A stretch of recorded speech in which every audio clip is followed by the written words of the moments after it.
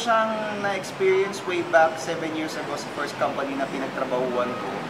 Kapag napapadaan ako sa sleeping quarters namin, or before akong pumasok sa sleeping quarters, bigla na lang ako nakakakita ng tumatakbong image na parang bata na bigla na lang maglalako. Oh my God, si Junjun. Bigla na lang siyang sumusulpot, nagpaparamdam ka. Totoo po ba si Junjun? Yes, kasi na-experience ko na siya ilang beses sa sleeping quarters. So, I believe na meron talaga, or nag-exist talaga si Junjun.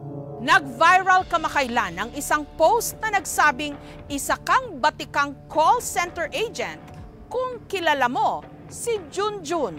Hindi call center agent, kundi isa raw batang multo na minsan sumingit pa raw sa isang tawag.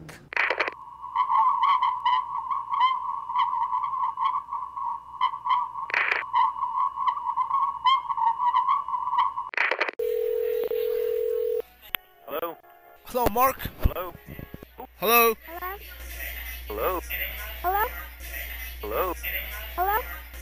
Hello. Hello? Sounds like you got your little one on the other end. Yeah. Is that yours? All right, I do appreciate you calling.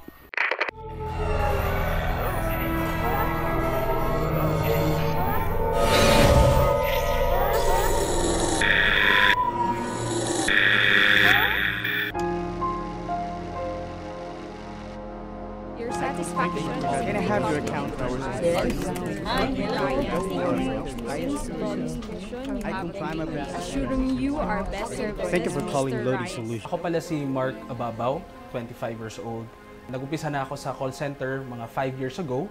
Matagal ko ng pangarap na pumasok sa call center. Siguro gawa ng nakikita ko sa mga kaibigan ko na nag-e-enjoy sila sa call center. Talagang sabi ko, gusto ko mag-call center. Lalo na kapag sabi nila, pag bata-bata ka pa, talagang mag-e-enjoy ka sa call center. Naumpisahan kong ma-encounter itong Junjun na to siguro habang nagte-training pa ako. Next. Pumasok ako sa call center na wala akong alam, di ko nga kilala kung sino yung Junjun na yun. Lagi ko lang naririnig na may Junjun. Sabi nga nila, may batang naglalaro or may kababalagahan na maaaring mangyari during the training. 10, 11, 13. 12. Okay. I thought this class only has 12 trainees. Na minsan, may uupo na tao na sobra sa headcount namin sa loob ng training room. Habang nakaupo ako sa station ko, nakita ko itong bata na to tumatakbo sa loob ng production. I can have your account hours? Sorry, but don't worry.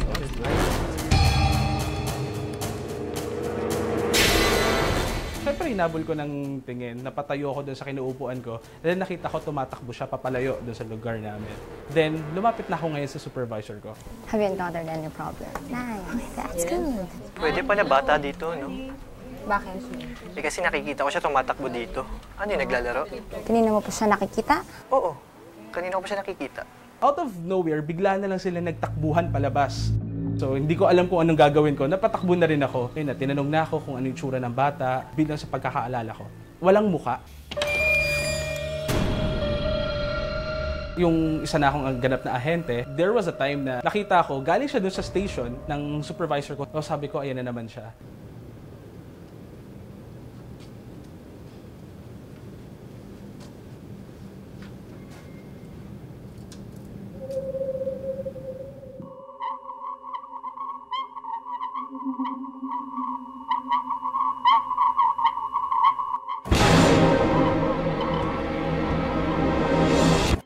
Nag-resign si Mark sa pinapasukang kumpanya at lumipat sa isa pang BPO company. Pero mukhang sinundan pa rin siya ng di manoy batang multo na sa pagkakataong yon tila naging mas agresibo pa.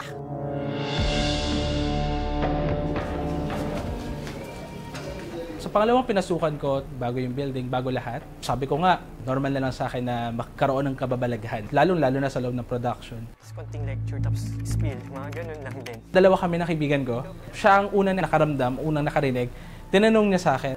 Narinig po ba yun? Malin. Wala naman ah. Tapos pagtalikod ko, narinig kong may nagtatype. Dahil nga maaga kami pumapasok at ang training namin is tanghali, sigurado kung walang tao doon.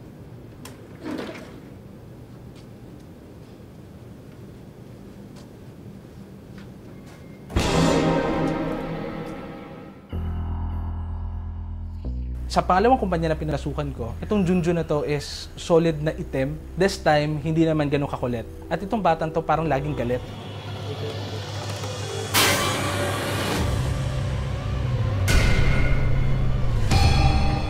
Nakapatong kasi ang salamin na yan sa gilid ko, nahulog yun. Ako mismo nagbalik eh. Binalik ko yung salamin na yun. So lumabas na ako. Paglabas ko doon sa production na yun, nahulog siya ulit, doon na nabasag. Eh nagtataka yung kasama namin kung bakit maganda naman ang pagkakalagay. At safe naman yung pagkakalagay niya. Pag pinatom yung salamin na yun, sigurado ako hindi siya basta-basta mahuhulog. Unless tinapik or sinadyang ihulog.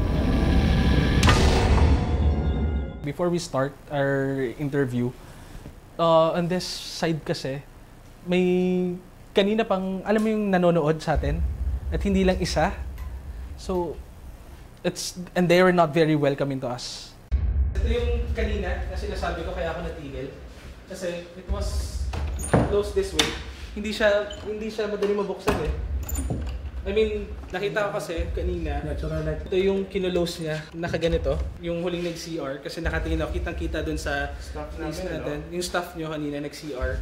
So parang tiningnan ko din siya kung paano niya i-close, kasi nga sabi ko iba yung environment dito. Hindi kanina nagtutubros ako, nakaganon ako, di ba?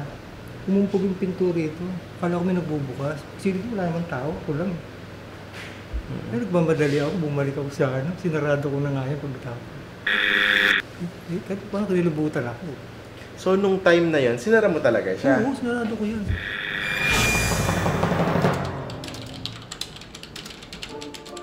Ako si Ellen Acosta, 36 years old. 2001, nung una akong pumasok sa call center. Mula sa pagiging agent, isa na akong team leader ngayon. After ng break, yun yung pinakamalapit na CR sa production. Madalas puntahan talaga siya ng mga tao. Pero that time, namimili talaga ako na magsi-CR ako na ako lang kasi gusto kong mamili doon sa dadalawang cubicle lang yung... Alam kong bakante yung unang cubicle kasi bukas yung pinto niya. Nasa loob na ako ng second cubicle. Paglabas ko, saktong-sakto yung faucet. Bukas-sara siya.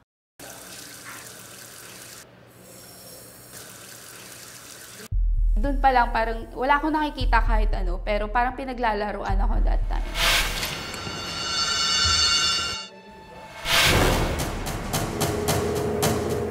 Kinabahan ako kasi imposibleng, sabi ko, kung bata man yung nakita ko talaga, imposibleng magkaroon ng bata doon dahil office setting yun imposibleng magkaroon ng bata na naglalaro.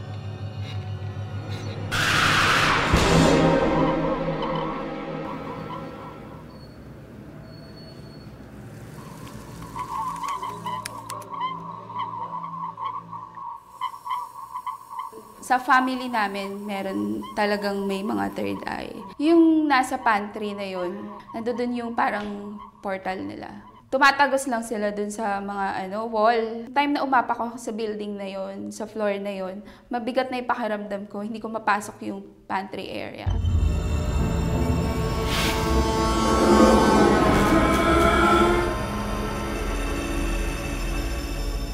Pero sino ba si Junjun? At bakit ito naghahasik ng lagim? According to rumored histories, si Junjun, siya yung batang dinala nung nanay niya sa isang call center sa Manila. Since na hindi pwedeng mag-akyat ng bata sa taas, pwedeng iniwan siya sa may lobby. Siguro nakita niya yung elevator na amaze yung bata. Pumasok siya tapos... It's either na ipit siya or na-stuck siya sa loob ng elevator. So that's the cause of his death. Si Junjun, bigla na lang sumulpot sa iba't ibang call center companies. According to other call center agents, kapag tinanong sila kung sino yung nagpaparamdam sa company ninyo, sinasabi nila lagi, Junjun.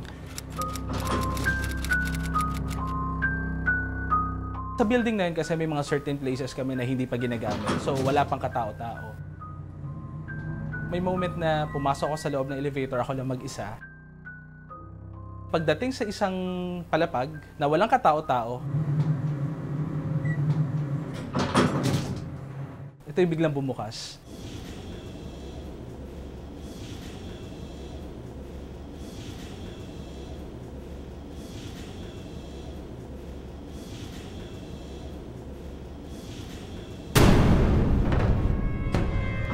Pagbukas ng elevator na to, ramdam mong may sumakay. Kasi medyo gumalaw yung elevator.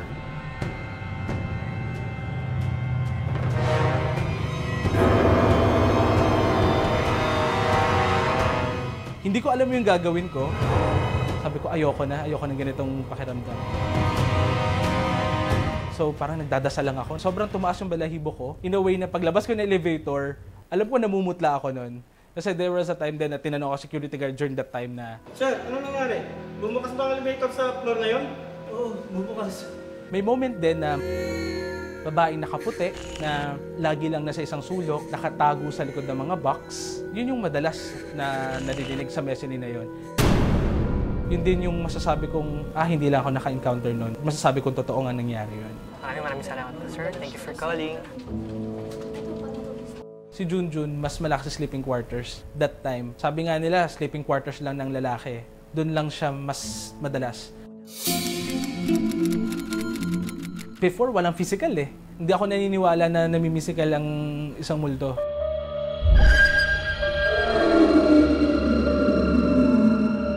This time, maramdam na ramdam ko na yung grip is strong. And malamig yung kamay. Imagine mo yung lamig sa loob ng opisina at may lalamig pa sa certain part ng katawan mo na hahawak. Hindi masasabi kong sobrang kababalaghan or sobrang nakakatakot na experience na hindi ko makakalimutan.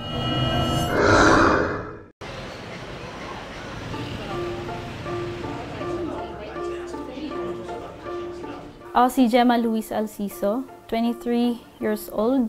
1 year and 9 months akong nagtatrabaho sa call center. Katatapos lang ng call ko, queuing that time. Medyo pagod, tsaka inaantok. Bigla na lang akong humiga dun sa sleeping quarters. Nung bandang nakuha ko na talaga yung tulog ko, doon na nagsimula yung parang mabigat sa ulo. Parang maliit na kamay. Yung palad parang ganun lang. As in maliit lang. And then biglang nawala.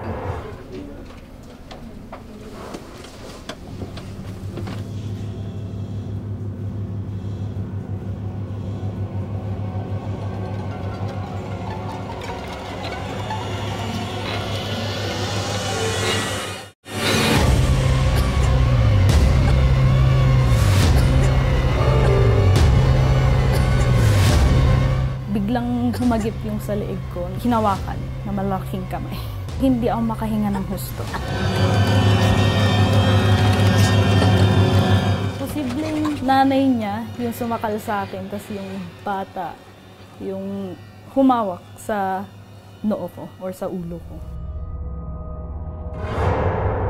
Yung sleeping quarters na yun, since from the earthquake from July 1990, what I've heard from my dad, dating factory siya. Nung nagka-earthquake, madaming namatay doon. Kabilang na rin ang mga bata.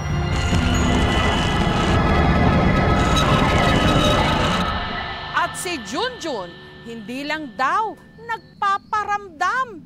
Minsan pang sumali sa isang tawag mula sa isang kliyente. Pakinggan po natin ang audio recording. Yes, sir. Can I get your address?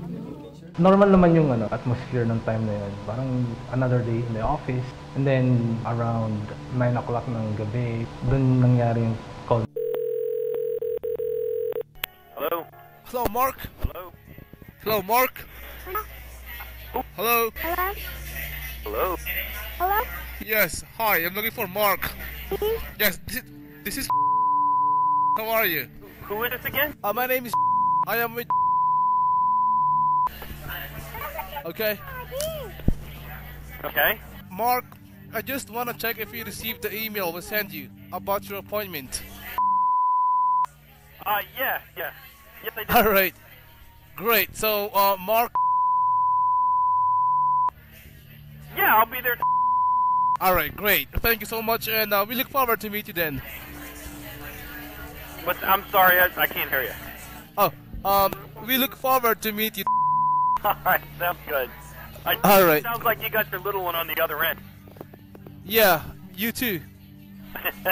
Is that yours? Alright, I do appreciate you calling.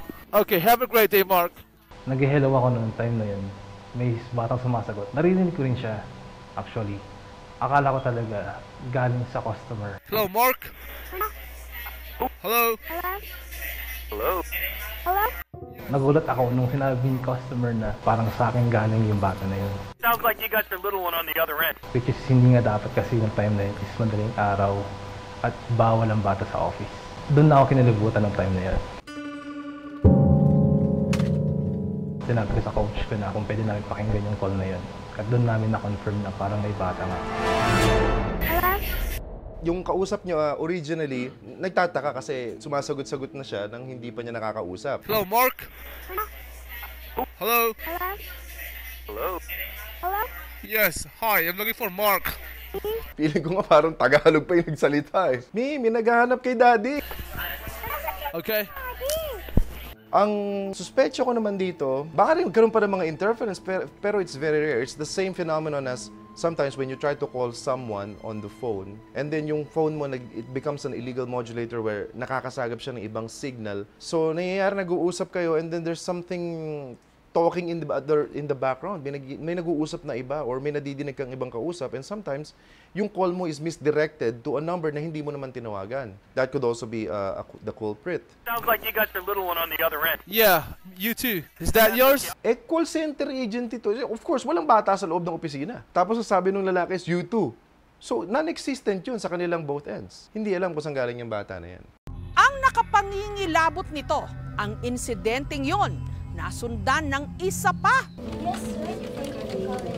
Meron kami isang agent na nakikipag-usap doon sa client namin. Sa background, marinig mo doon na may umuungol, papalakas hanggang maging palahaw. We're looking for also, we're looking for who will be in charge. Oh my God, wait! Iniwanan niya yung call niya. Simula noon, in-embrace na siya na reality siya ng buhay agent sa company namin. Nag-cohabitate sila dun sa mga entities na yun. Kung isa-isolate natin yung humihiyaw sa background, ito yun.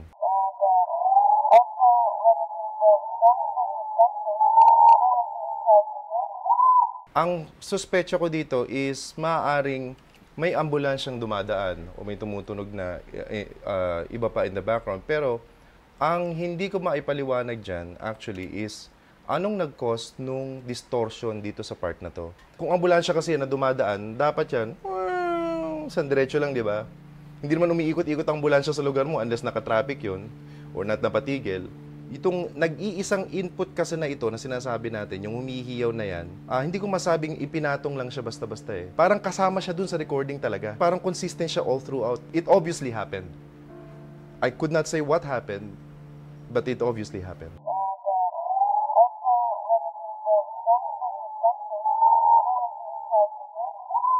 Ang di umano, nagpaparamdam ng mga kaluluwa sa kanilang kumpanya. Aba, nakuhanan na rin ng litrato.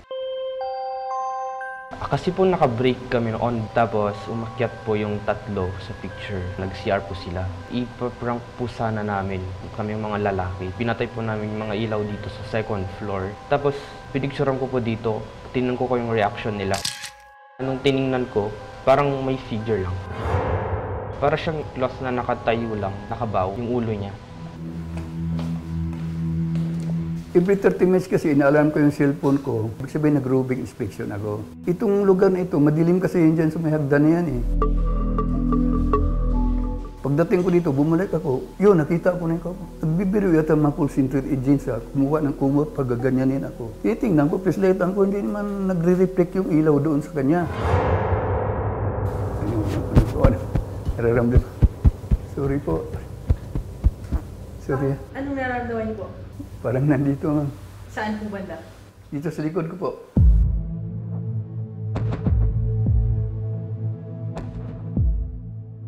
Sir, yun po bang nakita niyo dun sa hagdan? Ito po ba yun? Tumamaw yan. Ito. Ito, nakaganyan yung kumot na kuputi. Nakaganyan dito. Pinaslightan ko ito. Hindi mo nang gumalaw. Tangkad yan. Siguro mga 5'6" yan. Height yan. Lalaki po yan? Ang alam ko lalaki kasi matangkad eh. Kung makikita natin yung pixel rates, no? Hindi siya nalalayo doon sa general image. Technically, hindi idinagdag itong white dress sa kabuuan ng litrato. Yun lang, hindi natin masasabi, hindi tayo sigurado kung ito ba ay spiritual entity or totoong tao. Nung kinunan ko po yung picture, ako lang po dito sa floor. Wala pong ibang tao or cloth na nakikita dito. Ako lang po mag-isa sa hallway.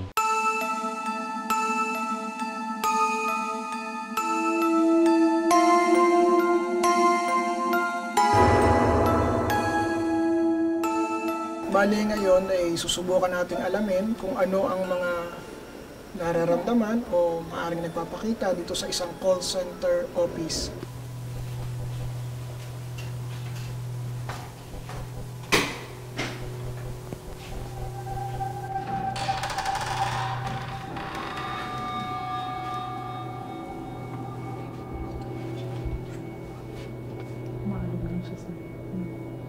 Ito na. Ang lakas. Kasi dyan yung tinuturo eh. Parang may ano dito. Parang may patay. Parang may libingan. Nangangatog ako. Parang kakaiba eh. Pagbaba pa lang natin, nung naramdaman ko, parang akong nahilo. Kasi solid yung energies na narito. Naka-side view siya. Pero ano eh, hindi ko kasi ano yung itsura niya kasi parang natatabunan ng either tela yun or ano.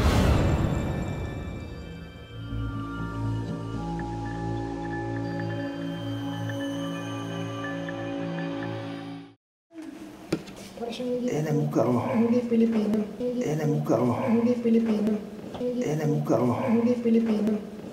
Siguro, let them be. Huwag natin silang katakutan. Wala naman kaming naramdaman na meron silang intensyon na saktan ng kahit sino dito. Problema kasi natin, the more na nagtatakutan or the more na mas nakaka-attract tayo ng iba pang entities. So darating yung time kung ganun yung magiging attitude, palagi nagtatakutan, grupo pa naman yung nandito. So maraming matatakot, mas maraming fears na lumalabas sa tao, mas maraming chances na maka-attract tayo ng mga negatibong elemento. Bago mag-end yung office, mag-leave kayo ng prayers, magsindi kayo ng candles for them. Para bago mawala ng tao dito, merong light para sa kanila. Posible yun, no? Na yung mga na-experience ng mga call center agents na ito ay isang form ng hallucination dahil dun sa sleep deprivation. Sabi ko nga, yung biglang transition from gising to tulog, gising sa tulog. So, yung mga hallucinations na yon, pwede kasi magkaroon ng content eh. No? Yung content nun, depende sa ano yung na-experience nila habang gising sila. Halimbawa, madalas na pag-uusapan sa lugar na yon na merong junjun na nagpaparamdam. So kung naka-experience ka ng hallucination, malamang yung content ng hallucination na yon pwedeng katulad ng kay Junjun. Minsan meron din yung parang parang bandwagon effect, diba? Kung makaramdam yung iba, parang mas nasisensitize yung sarili mo na makaramdam kasi ni-expect mo na, thinking, may anxiety, may anticipation na. So kung may naramdaman ka nga, i-attribute mo dun kay Junjun. Huwag na lang nilang pansinin kasi the more na ine-entertain nila, hindi sila makakapag-work ng normal eh. Mag-pray na lang. This is Ate Valma. How can I help you? Of course, Ma'am. I am more willing to serve you, but first, I really need to get your name and your address. Okay, can you spell...